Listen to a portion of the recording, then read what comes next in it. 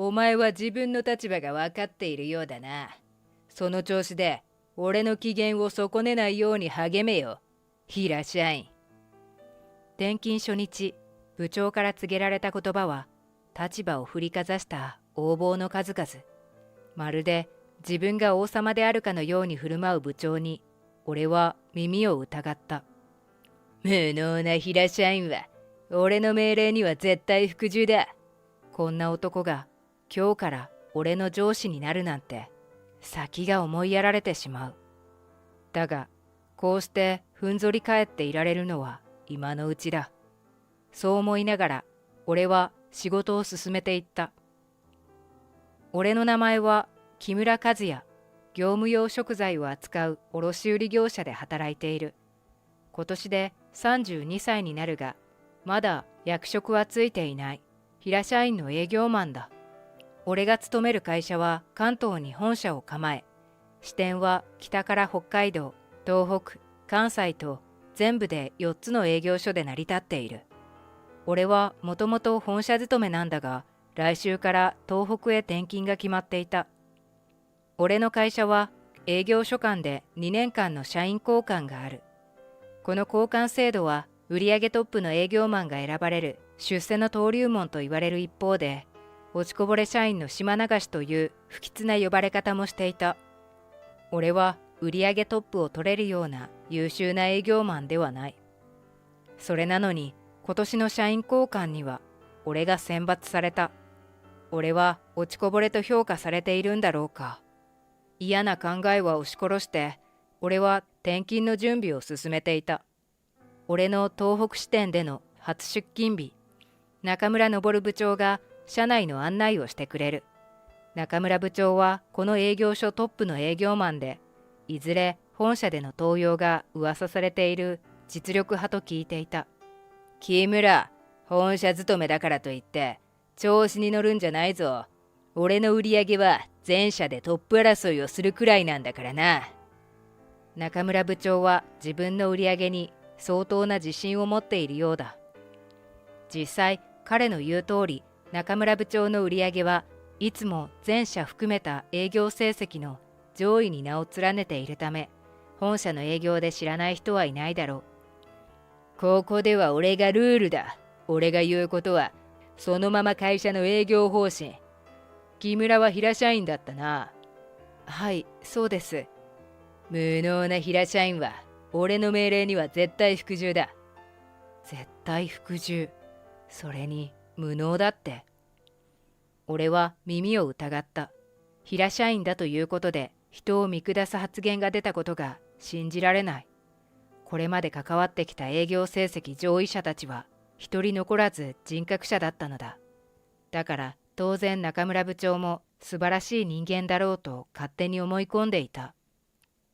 しかしその考えは今日限りで改める必要があるかもしれない。伺うように中村部長の顔を見返してみるが、部長は俺を見下している。その眼差しはまるで下僕か何かを見ているかのような鋭さだった。俺に口答えしてみろ。この会社にはいられなくなると思え。辺りを見渡すと、俺と部長のやりとりを静観している社員たちがいた。この様子では部長が言っていることは本当のことのようだ。こんな横暴が許されるなんて、中村部長は相当幅を利かせているということだ。承知しました。お前は自分の立場が分かっているようだな。その調子で俺の機嫌を損ねないように励めよ。俺は自分のデスクに戻って業務に入ろうとした。パソコンに電源を入れると、そこから先はパスワードのロックがかかっている。全員共通のアルファベットに社員番号を続けて入力すると、これが全社共通のパスワードだ。俺は頭の中で唱えながら入力し、パソコンを立ち上げようとする。しかし、なぜかパスワードが弾かれてしまった。何度か挑戦してみたが解除されない。中村部長に確認するしかなさそうだった。中村部長、私のパソコンのパスワードを教えてください。うちの営業所の人間ではないお前にパスワードは教えられない。特にお前は本社の人間だ。うちの情報が本社に流れる危険性がある。部長は俺の反応を見て楽しんでいるのか、こちらをニヤニヤしながら見てくる。同じ会社の社員だとまるで思っていないような物言いだ。困惑しながらもあまり刺激しないように言葉を選ぶ。そもそも平社員でも扱えるパソコンに情報も何もないと思いますが。外部から来たお前がこの俺に難癖つけてくる可能性だってある。そんな隙を与えるバカがどこにいるんだ。パソコンの使用は許可できない。わかったか。俺を社内の人間だと何が何でも認めようとしない中村部長。だが俺だってこのまま引き下がるわけにはいかなかった。しかしこのままでは何も業務を進められないと思うのですが。パソコンがなくてもできる仕事はいくらでもあるだろう。社内を掃除するとか、俺にお茶を入れるとか、何でもいいから自分で仕事を探す根性を見せろ。確かに掃除も立派な業務のうちの一つだと思う。だがそれは今やるべきことではない。反射的に反論しようとして口を開いた。その時、部長の顔が目に入る。あと一度でも逆らったら、今度はただじゃ済まない。そう言いたげな顔だった。この日は結局パソコンに触れることなく一日を終えるしかなかった。その翌日、事前に申請していた社内パスワードの変更申請が通り、ようやく社内のパソコンが使えるようになる。面倒ではあるが、念のため部長に報告しておかなければならないだろう。重い腰を上げて中村部長のデスクへ向かった。部長、私のパソコンのパスワードを変更しました。もし中村部長が私のパソコンを操作するときには、社内の規定通りのパスワードを入れてください。俺の報告を聞いた瞬間、苦虫を潰したような表情を浮かべた中村部長。ちっと小さく舌打ちをして吐き捨てるように言った。最近、売上の架空計上や二重計上が増えている。操作自体は許可するが、不正があった場合は容赦しないぞ。まるで俺が不正を行うかのような言葉を投げかけてきた部長は、俺の返事は聞かずに、この場を立ち去った。まだ移動してきて2日目なのに、これでは先が思いやられる。これからのことを思い、俺は大きくため息をついたのだった。翌日、俺は営業先の訪問予定を立てるため、過去の売上履歴を見ていた。ここ数年で売上の途切れた得意先が目立つ。会社の規模は大小問わずで、こちらから付き合いをやめる理由も見当たらない。最後の取引を確認すると、どれも担当したのは中村部長だった。俺が営業予定を立て終わった頃、急に中村部長が騒ぎ出した。木村、お前、この売り上げは何だ？部長は俺を名指しで指摘してきた。しかし、そう騒ぎ立てるほどのことは身に覚えがない。売り上げとは何のことでしょうか？素直にそう尋ねると、部長はさらに鼻息を荒くする。しらばっくれるな。お前の架空計上のことだ。お前の売上記録を見てみろ。この俺が見抜けないとでも思っているのか？俺は部長の言葉通りに自分の売上記録を確認した。すると見覚えのない売上が確かに入力されている。なんだこれ。俺は入力していないぞ。俺が焦っているのが分かったのか、中村部長の怒声はさらに勢いを増していく。オフィス全体に響き渡るような声で、他の社員たちの体もすくみ上がっているのが見えた。いくらお前が転勤してきたばかりで売り上げがないからといって、到底許すことはできない。俺が先日注意したことはもう忘れたのか？架空計上、二重計上はしないようにってきつく言ったよな。お前の頭はどうなっているんだ？申し訳ありません。しかし、私は入力していません。言い訳も猿以下だな。いいか、このことは本社に報告しておく。お前の無能ぶりも合わせてな。言い訳じゃない。俺はただ事実を言っているだけだ。しかし、中村部長は俺が何を言おうと聞く耳を持ってはくれない。早速本社へのメールを作成すると言ってパソコンを操作し始める。この様子だとあることないこと書かれそうだ。一体どんなメールが出来上がってしまうのか想像もしたくない。俺はもう一度自分の売上記録を見直した。おかしい。俺は絶対にやっていない。視界の隅ではキーボードを叩きながら笑いをこらえている中村部長が映る。これを見て確信した。信じられないが、これを入力したのは中村部長だ。何が気に入らないのかわからないが、俺はすっかり目をつけられてしまったのだ。あれから数日後、俺のスマホに着信があった。相手は昨年度非常にお世話になった取引先の社員、関口直樹だった。驚いたことに関口の会社がこちらへ新しく支店を構えたらしく、打ち合わせをしたいと申し出があったのだ。この商談はなかなかの金額が見込まれる。俺は関口と日程をすり合わせ、商談の日程は1ヶ月後に決まった。そのことを中村部長に報告すると、口元を歪めて笑う。お前はすぐに本社に戻される。その日は俺も同行しよう。お前は商談の成立だけやってくれれば、あとは俺が担当する。お前はせいぜい印象を良くしておけ。部長、いくらなんでもそれは。うるさい。俺の言うことが聞けないのか。東北支店のお山の大将と化している中村部長に何を言っても無駄だろう。結局俺は、わかりました。とうなずくほかなかった。はじめからおとなしく従っていろ。資料の作成もお前に任せたからな。中村部長は言いたいだけ言ってどこかへ行ってしまった。おそらく自分の手柄として今回の商談の件を報告しに行ったのだろう。ここに来てまだ日は浅いが、この男がどんな人間か理解できていた。自分のことしか考えておらず、頭の中は功名心で埋め尽くされている。そして商談当日、俺は中村部長を連れて取引先の支店を訪問していた。この営業所は想像していたよりもはるかに大きく、かなり業績が上々だということが外観からもわかる。今回の商談もそれなりの規模になることが予想できた。今回の商談の内容次第では、うちの取引先の中でも上位の顧客になりそうだった。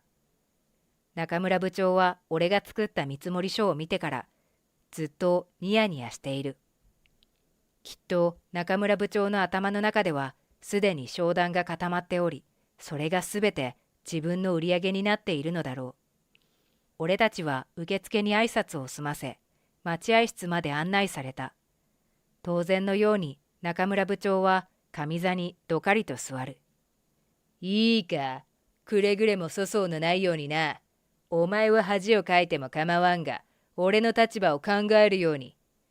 そう言って部長は俺の作った資料を見返している。俺も空いていた部長の隣の席へ座って相手を待つことにした。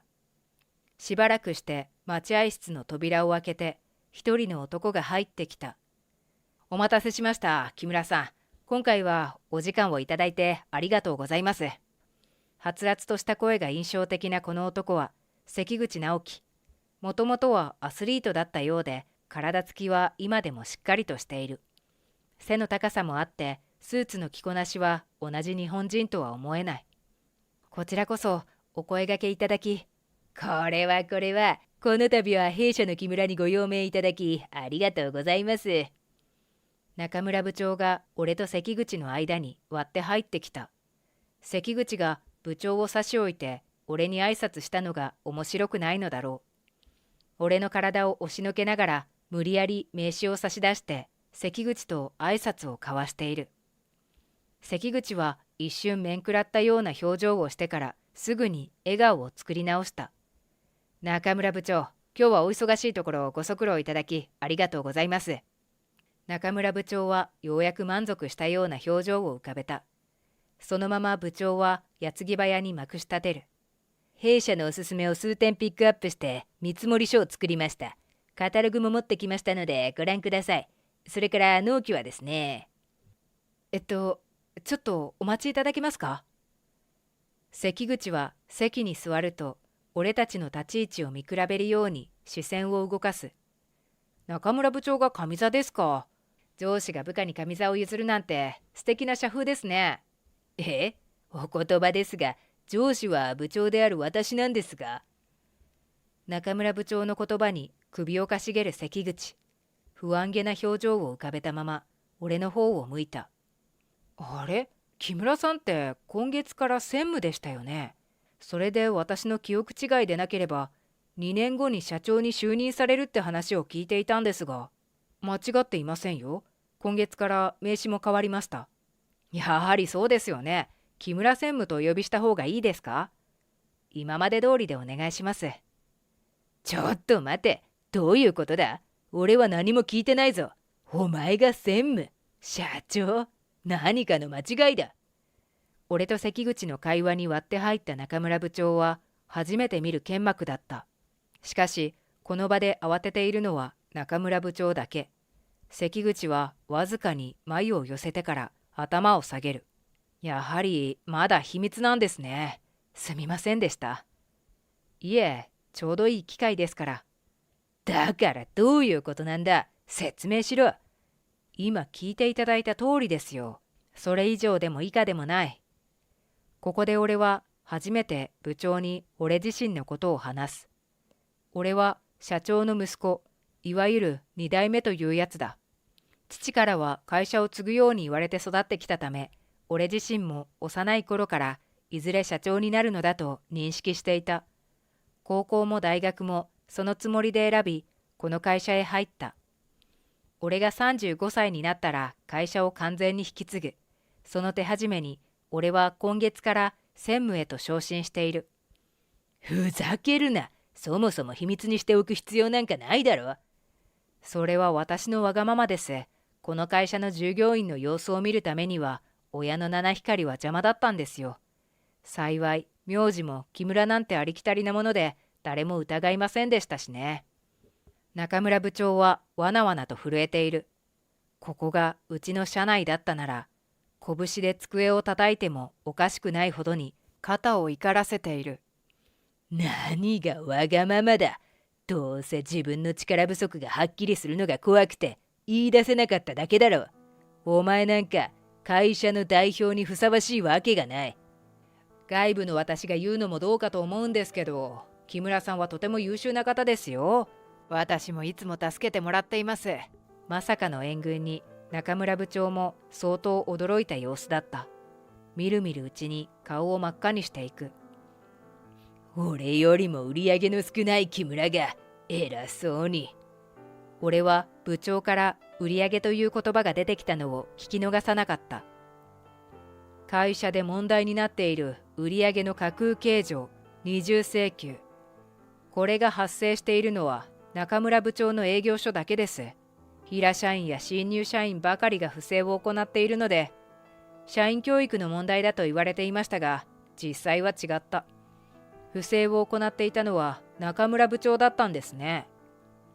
中村部長の顔が一気に青ざめていく。先ほどまで俺を睨みつけていた視線が今は泳いでいた。中村部長のその様子が何よりも図星だと認めていた。何をいきなり言い出すんだ。俺がそんなことするはずがないだろう。私がパソコンを使い始めてすぐ、私の売り上げに不正入力があったのを覚えていますか？あれはお前が。本社に問い合わせして調べました。確かに私の社員コードで入力されたことが確認できています。ほらな、俺は悪くない。確認できたのはもう一つ。不正入力が行われたパソコンは中村部長のものでした。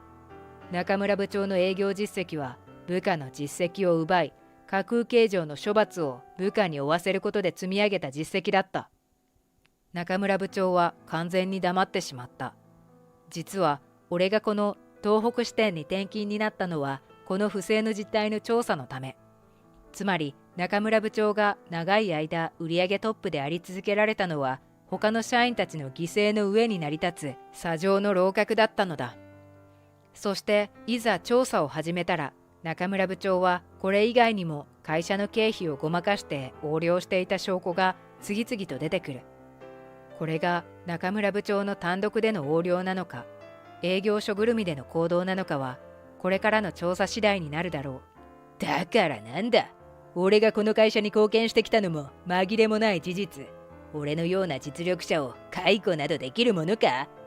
少なからず私の目には営業の実力は見えませんでした。関口さんは先ほどの対応でどう思われましたか？私も中村部長なら契約は結ばないと思います。中村部長は俺たちを愕然とした表情で見てくる。昔はどれほど優れた営業マンだったとしても、それはもう過去の話です。取引を打ち切られた会社の数が中村部長の実力を物語っていると思いますよ。俺はどうしたらよかったんだ。昔はよかった。営業に行けば行くほど売り上げが上がって、それなのにいつしか全然売り上げが上がらなくなってしまった。俺がトップを守り続けるにはこうするしか。中村部長にもう気力は感じられない。うつむき立っているのがやっとという感じだ。過去へは戻れません。今回の実態は社長に報告済みです。今は処分をしっかりと受けるほかないですね。俺の一言を聞いて何を言っても無意味だと悟ったのだろう。中村部長は力なく関口に一礼すると待合室から出て行った。そして俺を戸惑いながら見つめる関口に俺は苦笑いを浮かべる。私ここにいてもよかったんですか？それはもう関口さんの会社ですから。この日の商談は翌日に持ち越された。結果から言えばこの商談がきっかけとなって会社の売上は過去最高の売上高を記録することになる。もちろん不正なんてなしで。その後中村部長はコンプライアンス違反で調査を受けることになった。中村部長の見事なまでの裏切りで東北支店の不正は営業所ぐるみだったことが判明。会社全体でかなりの大問題になっていく。俺の転勤は不正の調査から東北支店の立て直しへと変わっていった。あの不正発覚から2年が経って中村部長は平社員まで降格した。もともと夜遊びが好きだったようで奥さんに愛想をつかされ近々離婚するらしい。俺は今社長業の引き継ぎに忙しい日々を過ごしている。難しいことなのかもしれないがクリーンな会社を目指していきたい。